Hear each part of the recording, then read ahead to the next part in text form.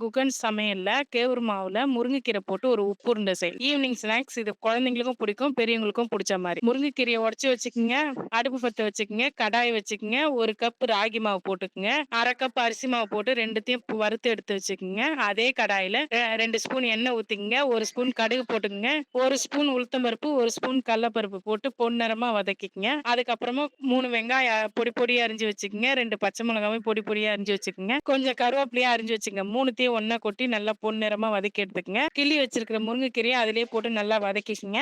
இறக்குற சமயத்துல 2 துண்டு தேங்காவை துருவி அதிலேயே போட்டு வதக்கிக்கங்க. வதக்கிட்டு வறுத்து வச்சிருக்கிற மாவை அதிலேயே கொட்டி நல்லா கலரி விட்டுக்குங்க. கலரி விட்டு இறக்கிட்டு இட்லி பாத்திரத்தை அடுப்பு மேல வச்சு தண்ணி கொஞ்சம் ஊத்தி கொதிக்க வைங்க. அது கொதிக்கிற நேரத்துல வதக்கி வச்சிருக்கிற மாவை பால் பாலா புடிச்சோ இல்ல கொழக்கட்டை மாதிரியும் புடிச்சோ உங்க விருப்பம் போல புடிச்சு வச்சுக்குங்க. ஒரு 15 நிமிஷம் கழிச்சு பாத்தீங்கன்னா கேவுரு மாவுல முருங்கைக்கீரை உப்பு உருண்டை ரெடிங்க. நீங்களும் செஞ்சு பார்த்து எங்களுக்கு எப்படி இருக்குன்னு சொல்லுங்க.